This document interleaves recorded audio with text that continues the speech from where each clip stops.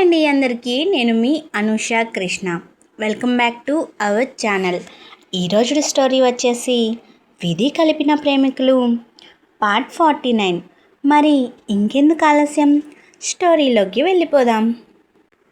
నవి భుజం చుట్టూ చేయి వేసి, నా కొడుకు కలెక్ట్ చేశాడు ఈ ఇన్ఫర్మేషన్ అంతా అని త్రిలోక్ గారు చెప్తుంటే, ఆ రోజు అన్వితాని ఇంటికి తీసుకొచ్చిన తర్వాత జరిగింది గుర్తు చేసుకున్నాడు నవి.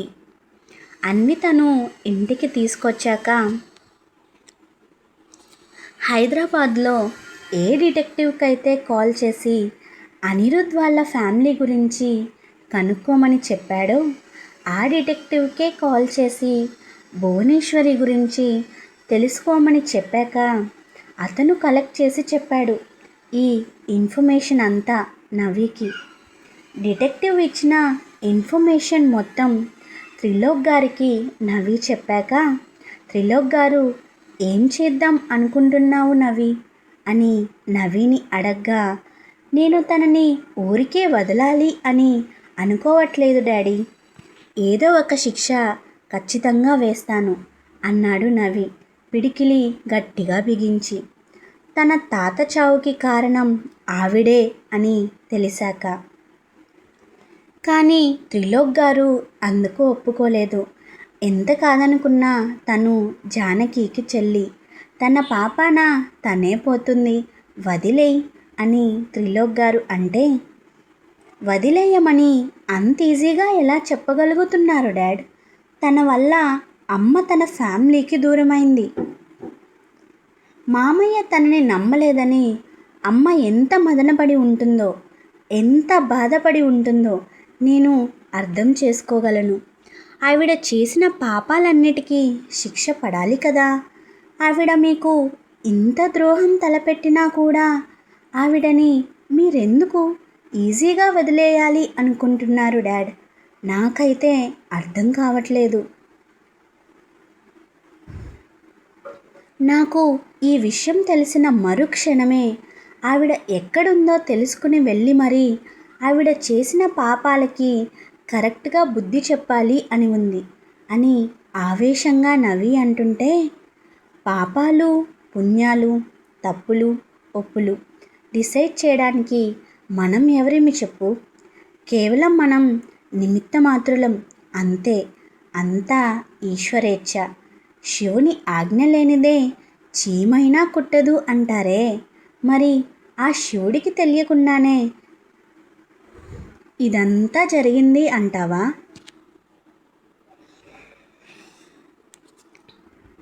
ఖచ్చితంగా తన పాపాలకి తనకి శిక్ష పడుతుంది అని త్రిలోక్ గారు నవిని కూల్ చేయడంతో, తనకి ఇష్టం లేకపోయినా ఆ విషయాన్ని అక్కడితో వదిలేశాడు నవి. చూసారా డాడ్, ఈవిడ చేసిన పాపాలకి తగిన బుద్ధి చెప్తాను అంటే ఆ రోజు శివుడు ఆజ్ఞ అని ఏదేదో చెప్పి నా చేతులు కట్టేశారు. అన్విత చేయి పట్టుకుని దగ్గరకు తీసుకుని, ఇన్ని సంవత్సరాలు ఈవిడ నా చెల్లిని నాకు దూరం చేసింది.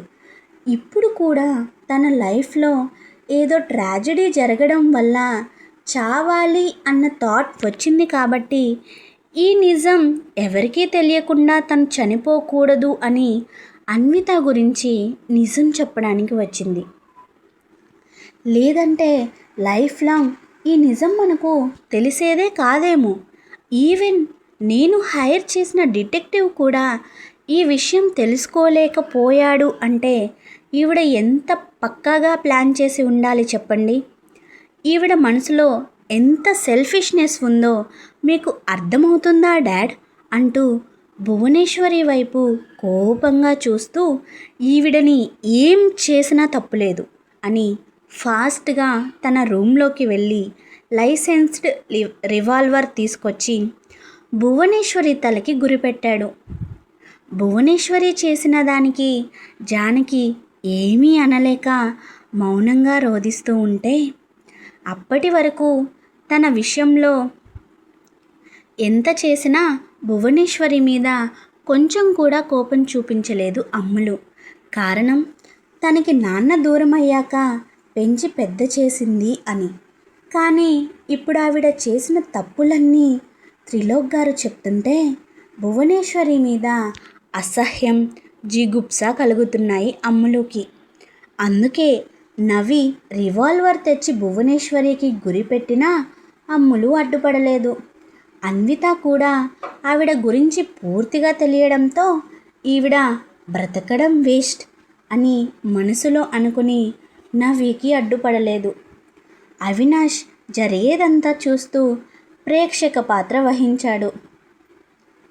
త్రిలోక్ గారు మాత్రం నవి చేతిలోని రివాల్వర్ లాక్కుని, నవి, ఏం చేస్తున్నావు నువ్వు చేసేది తప్పు.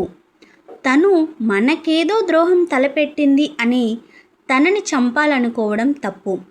తనలా నువ్వు కూడా ఆలోచిస్తే తనకు నీకు వ్యత్యాసం ఏముంది చెప్పు?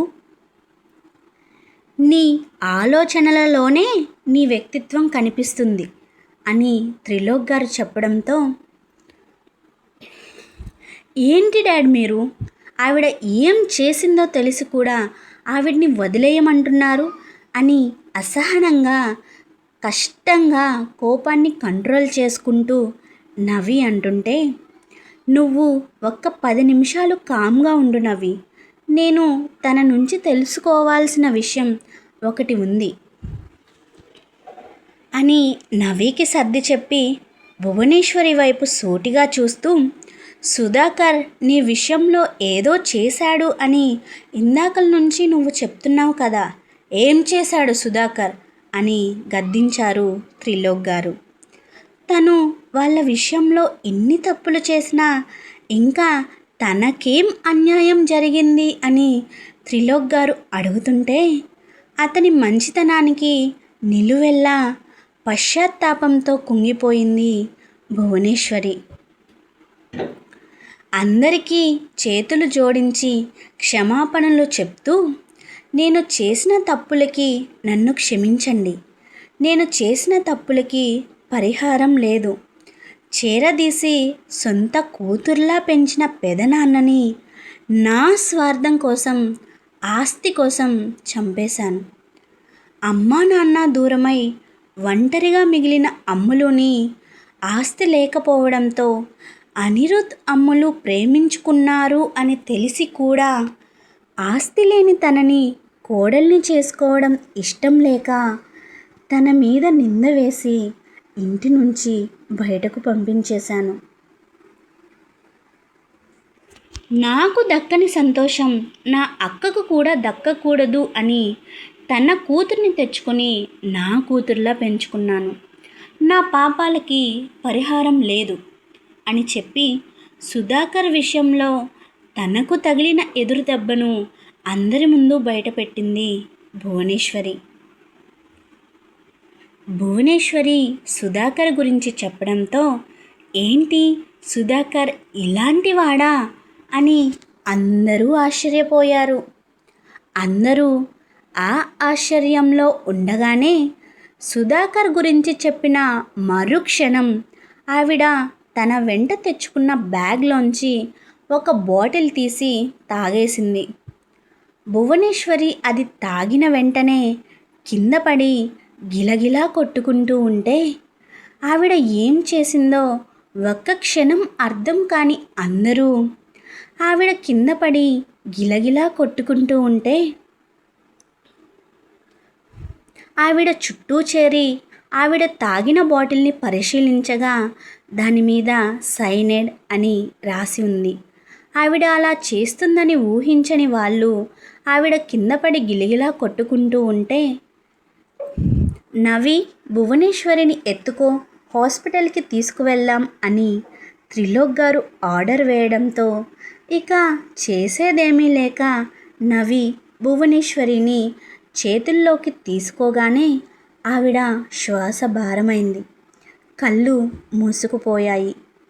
అక్కడున్న అందరికీ అర్థమైంది ఆవిడ తుది శ్వాస విడిచారని. విన్నారు కదా, ఇది ఇవాల్టి విధి కలిపిన ప్రేమికులు స్టోరీ. ఈ వీడియో మీకు నచ్చినట్లయితే లైక్ చేసి సబ్స్క్రైబ్ చేసుకోవడం మర్చిపోవద్దు. నెక్స్ట్ వీడియోతో మీ ముందుకు వస్తాను. అంతవరకు keep smiling. This is Anusha Krishna signing off.